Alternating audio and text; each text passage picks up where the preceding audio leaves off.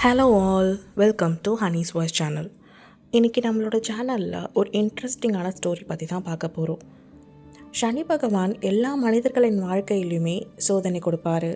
ஆனால் 2 பேருக்கு மட்டும் அவர் எந்த பாதிப்பும் செய்ய முடியாது. அவர்கள் யார் தெரியுமா?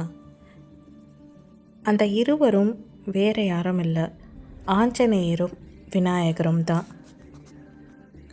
நவகிரகங்களில் சனி போல் கொடுப்பவரும் கிடையாது, கெடுப்பவரும் கிடையாது என்பார்கள்.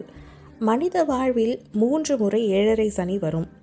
மனிதர்களுக்கு 7.5 ஆண்டு என்பது போல் தேவதூதர்களுக்கு 7.5 மாதம், கடவுள்களுக்கு 7.5 நாள் ஆகும்.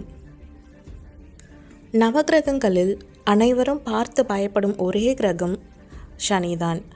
சனீஸ்வரன் ஒருவர் பிடித்துவிட்டால் 7.5 ஆண்டுகள் படாத பாடுபடுத்தி விடுவார்.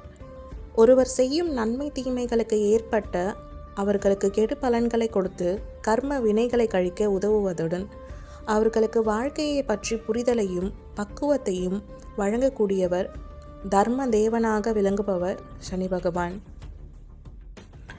சனீஸ்வரன் மனிதர்களை மட்டுமல்ல, கடவுள்களையும் விட்டு வைப்பதில்லை. சனியின் பொல்லாத பிடியில் சிக்கி உலகை படைத்த வேதங்களின் தலைவனாக விளங்கும் சிவபெருமானே படாத பாடுபட்டுள்ளார் என புராண கதைகள் சொல்கின்றன.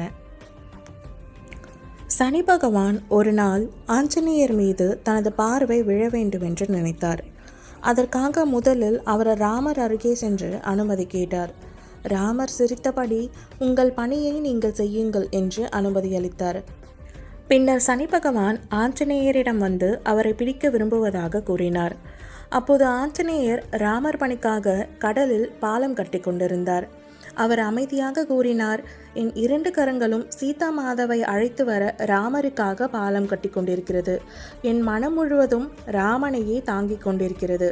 ஆகையால் நீங்கள் வேண்டுமானால் என் தலையில் அமரலாம் என்று கூறினார். இதை கேட்ட சனி பகவான் ஆஞ்சநேயரின் தலையில் அமர்ந்தார். அப்போது வரை சிறிய கற்களை எடுத்துக்கொண்டு இருந்த ஆஞ்சநேயர் சனி பகவான் தலையில் அமர்ந்தவுடன் பெரிய பெரிய பாறைகளை தூக்கி தன் தலையில் வைத்தார். அந்த பாறையின் பாரத்தை தாங்க முடியாமல் சனி பகவான் வலியில் துடித்தார். 7 நாட்கள் பிடிக்க வேண்டிய அவர் 7 வினாடிகளுக்குள்ளேயே ஆஞ்சநேயரை விட்டு இறங்கினார். அப்போது சனி பகவான் கூறினார், ஆஞ்சநேயரை பக்தியுடன் வழிபடுபவர்களுக்கு என் தீய பார்வை அதிகம் பலிக்காது. இதனால்தான் இன்று வரை சனி தோஷம் இருந்தால் மக்கள் ஆஞ்சநேயரை வழிபடுகிறார்கள். அதே போல சனி பகவானுக்கு விநாயகரை பிடிக்க வேண்டிய காலம் வந்தது. விநாயகரை பிடிக்க வந்தார் சனீஸ்வரன். விநாயக பெருமானே, என் கடமைப்படி நான் உங்களை 7.5 நாட்கள் பிடிக்க வேண்டிய காலம் இது. அதற்கான பலன்களை நீங்கள் அனுபவிக்க வேண்டும் என்றார். என் கடமையை செய்ய நீங்கள் அனுமதிக்க வேண்டும் என்று கூறினார். விநாயகர் மறுக்கவில்லை. நீங்கள் உங்கள் கடமையை செய்யுங்கள் என்று கூறினார். நான் என் தாயிடம் சென்று நீங்கள் என்னை பிடிக்க விரும்புவதை சொல்லிவிட்டு வருகிறேன். நீங்கள் நாளை என்னை வந்து பிடித்து கொள்ளலாம் என்று சொன்னார். இதனை ஏற்ற சனி பகவானிடம், என் முதுகில் இன்று போய் நாளை வருகிறேன் என்று எழுதிவிட்டு செல்லுங்கள் என்று கூறினார் விநாயகர். சனீஸ்வரனும் விநாயகர் முதுகில் இன்று போய் நாளை வருகிறேன் என்று எழுதிவிட்டு சென்று விட்டார். மறுநாள் தான் கூறியபடியே சனீஸ்வரன் வந்தார்.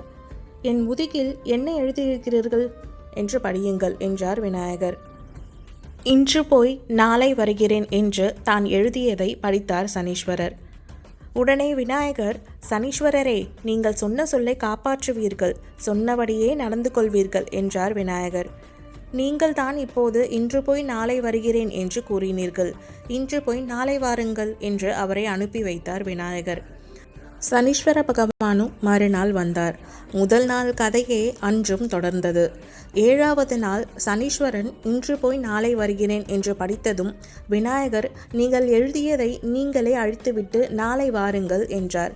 சனீஸ்வர பகவானுக்கு ஒரே சந்தோஷம். நாளை விநாயகரை பிடித்து விடலாம் என்று மகிழ்ந்தார். அவர் மனதில் நினைத்ததை புரிந்து கொண்ட விநாயகர், சனீஸ்வரரே, நீங்கள் கூறிய 7.5 நாட்கள் இன்றோடு முடிந்துவிட்டது.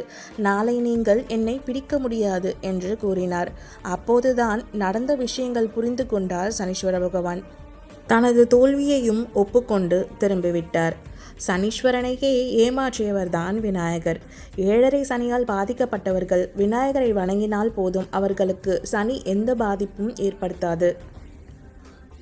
அதனால்தான் விநாயகரையும் ஆஞ்சநேயரையும் வழிபட்டால் சனியின் தாக்கம் தணியும் என்று நம் முன்னோர்கள் சொல்லி வைத்துள்ளனர். இந்த மாதிரி ஆன்மீக தகவல்களுக்கு என்னோட ஹனிஸ்வர் சேனலை மறக்காமல் சப்ஸ்கிரைப் பண்ணிக்கோங்க.